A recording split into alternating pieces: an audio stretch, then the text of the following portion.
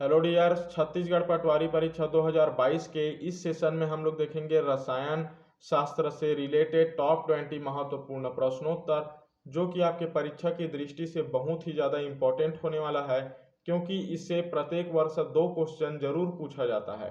ठीक है, तो इस वीडियो में हम लोग जो भी क्वेश्चन देखेंगे वो आपके सिलेबस के आधार पर तैयार किया गया है और इसके पैटर्न के आधार पर तैयार किया गया हुआ है। तो ठीक है, चलिए वीडियो को स्टार्ट करते हैं। स्टार्ट करने से पहले जिन लोग इस चैनल पे उन लोग लाइक शेयर और सब्सक्राइब जरूर करें, साथ में बेल आइकन भी प्रेस करें ताकि जो भी वीडियो अपलोड हो उसका नोटिफिकेशन जल्द से जल्द मिल सके।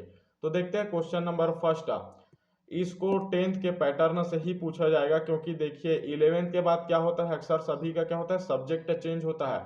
तो जिन लोग कॉमर्स बैकग्राउंड से है या जिन लोग आर्ट्स के बैकग्राउंड से है, उन लोग के लिए 11th और 12th का जो साइंस है वो क्या हो जाएगा, टफ हो जाएगा। इसीलिए इसको जो लिया गया है 10th के बैकग्राउंड से लिया गया है, और जो आपके सिलेबस में भी मेंशन हुआ है कि 10th के बैकग्राउंड से ही इसको पूछा जाएगा, क्योंकि जो आर्ट वाले हैं और जो कॉमर्स वाले हैं ये दोनों पे ज़्यादा भारी प्रेशर ना पड़े बोल के।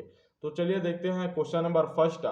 सबसे हल्का तत्व है, तो सबसे हल्का तत्व क्या है, हाइड्रोजन है। ठीक है, हाइड्रोजन है, ऑप्शन नंबर सी, जिसको आवर्त सारणी के प्रथम नंबर में रखा गया है। नेक्स्ट देखते हैं क्वेश्चन नंबर 2। जिन लोग करंट अफेयर का वीडियो नहीं देखे हैं उन लोग मेरे नेक्स्ट चैनल में जाके देख सकते हैं, जिसका लिंक नीचे डिस्क्रिप्शन में दे दिया हूं, और सब्सक्राइब भी जरूर करें, क्योंकि उस चैनल पे current affair, daily current affair से रिलेटेड जीके प्रोवाइड किया जाता है एमसीक्यू के तौर पे। और जितना ज़्यादा आप लोग सब्सक्राइब करेंगे, जितना ज़्यादा अच्छे से अच्छा कमेंट करेंगे, उतना ज़्यादा मोटिवेट होकर उतना जल्दी से फास्ट उसमें वीडियो अपलोड होगा। ठीक है, तो चलिए देखते हैं क्वेश्चन नंबर 2। किसी परमाणु का गुण निर्भर करता है, तो किसी परमाणु के गुण उसके इलेक्ट्रॉनिक संरचना पर निर्भर करता है। ऑप्शन नंबर बी इसका राइट है। ठीक, नेक्स्ट देखते हैं क्वेश्चन नंबर 3। ऑक्सीकरण में क्या होता है, तो ऑक्सीकरण में इलेक्ट्रॉन मुक्त किए जाते हैं। ठीक है, जो इलेक्ट्रॉन है वो मुक्त किया जाता है।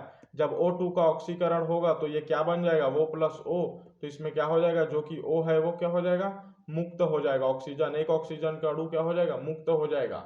नेक्स्ट देखते हैं क्वेश्चन नंबर 4। निम्न में से कौन सा कथन सत्य है, तो इसमें दिया हुआ है कथन ये है, परमाणु में इलेक्ट्रॉनों की संख्या प्रोटॉनों की संख्या के बराबर होता है, मतलब E इक्वल टू P, इलेक्ट्रॉनों की संख्या प्रोटॉनों की संख्या के बराबर होता है। ये कंडीशन क्या है, राइट है।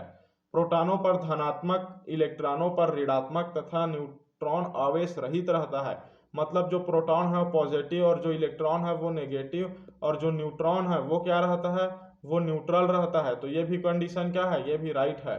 नेक्स्ट है, परमाणु में इलेक्ट्रॉनों एवं प्रोटॉनों की संख्या समान संख्या तथा एक दूसरे के विपरीत आवेश आते हैं, जिसके कारण यह उदासीन हो जाता है। मतलब प्रोटॉन जो P है इसको क्या करेंगे, इलेक्ट्रॉन E में ऐड करेंगे तो क्या हो जाएगा, दोनों कैंसिल होकर एक न्यूट्रल उदासीन बनेगा। ठीक है, मतलब ये भी कंडीशन सही है।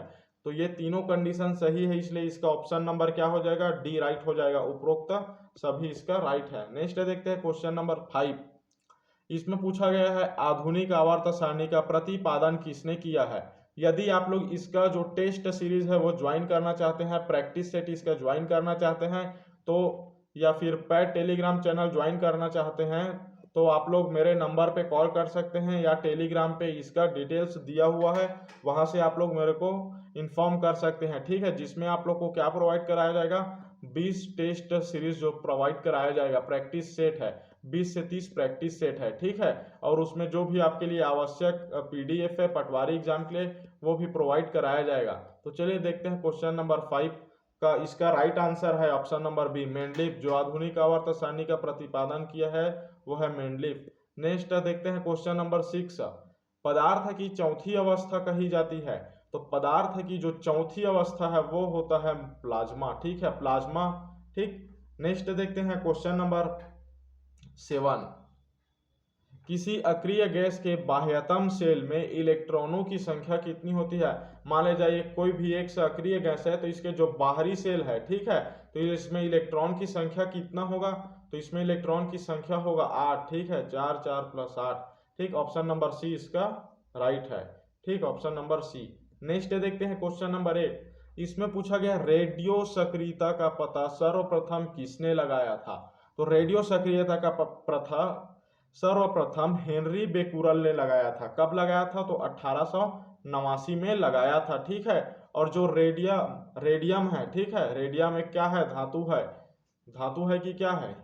धातु है, या फिर चुंबकीय पदार्थ है, या फिर लौह पदार्थ है, या फिर रेडियो एक्टिव पदार्थ है? क्या है? कमेंट करके बताइए। तो इसका जो राइट आंसर क्या आ जाएगा? जो रेडियम का खोज करने वाला है तो वो आ जाएगा मैडम क्यूरी, जो कि अपने हस्बैंड के साथ, पियरे क्यूरी, उनके हस्बैंड का नाम है पियरे क्यूरी, इसके साथ मिल के रेडियम की खोज करा है।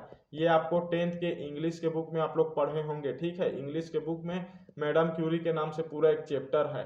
नेक्स्ट देखते हैं क्वेश्चन नंबर 9। कपूर को किस विधि द्वारा शुद्ध किया जाता है? तो कपूर को ऊर्ध्वपातन विधि द्वारा शुद्ध किया जाता है। ऑप्शन नंबर ए इसका राइट है। नेक्स्ट देखते हैं क्वेश्चन नंबर 10। द्रव्यमान संख्या है, तो द्रव्यमान संख्या क्या चीज है?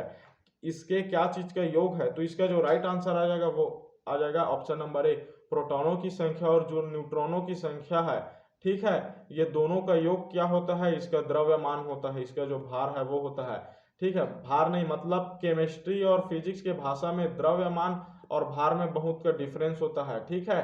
जिन लोग साइंस बैकग्राउंड से हम लोग कमेंट करके बताइए कि क्या डिफरेंस होता है द्रव्यमान और भार के बीच में, ठीक। देखते हैं कौन लोग कमेंट करके बताता है। जिन लोग कमेंट करके बताएंगे उन लोग का नेक्स्ट वीडियो में नाम लिया जाएगा, ठीक है।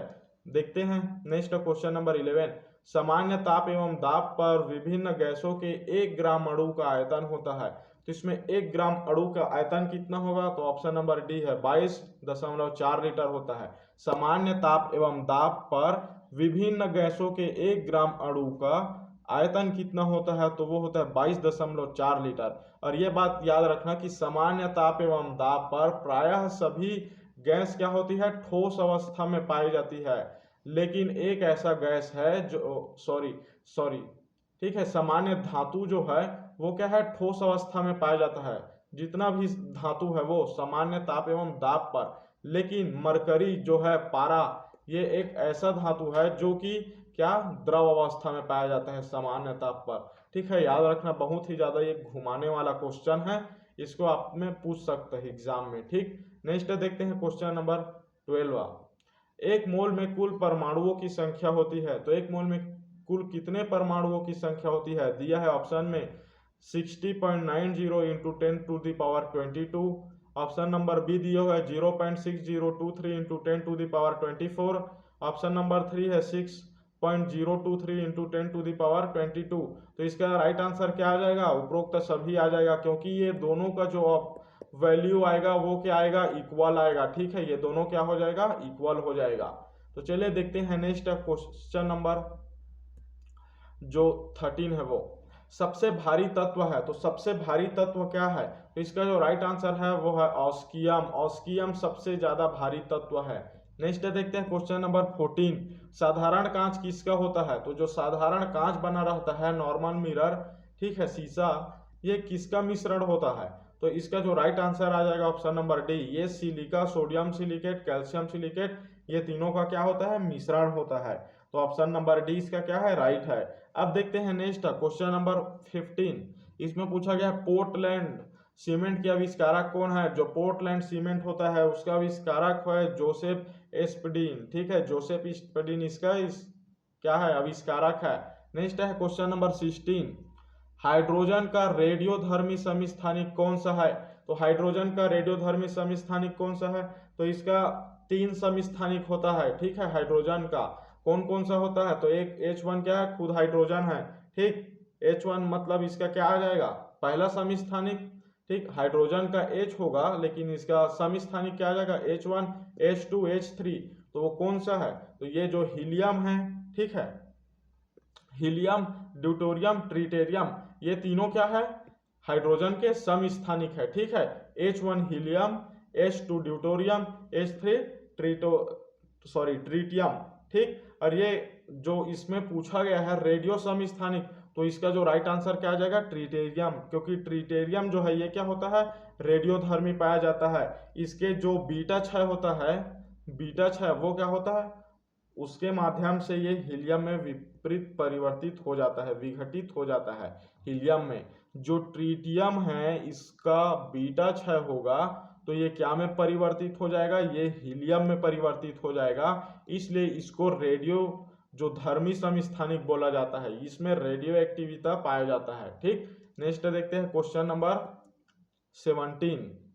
किसी अभिक्रिया के वेग को सर्वाधिक प्रभावित करता है, तो किसी भी रासायनिक अभिक्रिया हो रहा है उसके वेग को सर्वाधिक प्रभावित कौन करता है, तो इसका जो राइट आंसर आ जाएगा वो आ जाएगा ए, ताप। क्योंकि देखिए क्या होता है, मान लीजिए कोई भी रासायनिक अभिक्रिया हुआ, ठीक है, एक्स के साथ वाई का रासायनिक अभिक्रिया होके एक हम लोग को यौगिक मिला XY मान ले जाए, ठीक है, ये अभिक्रिया हुआ तो जो X के अणु है ये क्या रहेंगे, निष्क्रिय रहेंगे। ठीक, और जो Y के अणु क्या रहेंगे, सक्रिय रहेंगे, मतलब ये उत्तेजित रहेंगे। तो इसमें क्या होगा, बहुत लेट से होगा ना, इसका यौगिक जो बनेगा वो लेट से।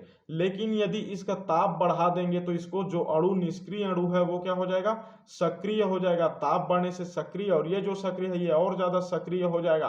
तो दोनों सक्रिय जब मिलेगा तो ये जितने जल्दी से यौगिक बनेगा, इसलिए ये क्या हो जाएगा, सर्वाधिक प्रभावित हो जाएगा। इसका जो यौगिक मिलेगा वो क्या है, फास्ट मिलेगा। तो ये सबसे ज्यादा इसका जो वेग है वो किस पे डिपेंड करेगा, ताप पे डिपेंड करेगा। ठीक है, नेक्स्ट देखते हैं क्वेश्चन नंबर 18।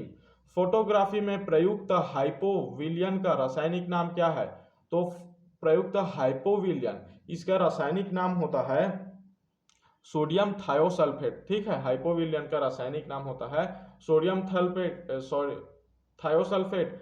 इसको किस में यूज किया जाता है, तो इसमें फोटोग्राफी में यूज किया जाता है। ठीक, क्वेश्चन नंबर 19 है, पॉलीथीन किसका बहुलक है, बहुत ही ज्यादा इंपॉर्टेंट है। ठीक है, आप लोग के 11th 12th के एग्जाम में भी ये क्वेश्चन काफी बार पूछा गया होगा। ठीक, तो इसका जो राइट आंसर है वो है ए, एथिलीन का बहुलक है पॉलीथीन। नेक्स्ट देखते हैं क्वेश्चन नंबर 20 और ये लास्ट का क्वेश्चन है। इसमें पूछा गया है चांदी का प्रमुख अयस्क है, तो चांदी का प्रमुख अयस्क क्या है इसमें का, तो इसमें दिया हुआ है, ए दिया हुआ है हार्न सिल्वर, बी दिया है रूबी सिल्वर, डी दिया हुआ है सीडेराइट। तो इसका जो राइट आंसर क्या आ जाएगा, ऑप्शन नंबर डी आ जाएगा, ए एवं बी दोनों, मतलब हॉर्न सिल्वर और जो रूबी सिल्वर है ये दोनों क्या है, चांदी के प्रमुख अयस्क है। ठीक है, तो इस प्रकार ये जो 20 क्वेश्चन है बहुत ही ज्यादा इंपॉर्टेंट है। जिन लोग करंट अफेयर का वीडियो नहीं देखे उन लोग लिंक नीचे डिस्क्रिप्शन में दिया हुआ है, जाके जरूर देखिएगा और चैनल को सब्सक्राइब भी जरूर कीजिएगा ताकि मोटिवेट होकर उसमें से जितना जल्दी हो सके डेली करंट अफेयर का आप लोग को वीडियो प्रोवाइड कराया जाएगा, जो कि आपके पटवारी एग्जाम के लिए बहुत ही ज्यादा काम आने वाले हैं। इसलिए आप लोग जितना ज्यादा सब्सक्राइब करेंगे उतना ज्यादा उसमें वीडियो अपलोड होते जाएगा। ठीक है, तो चलिए मिलते हैं नेक्स्ट वीडियो में, आज के लिए बस इतना ही।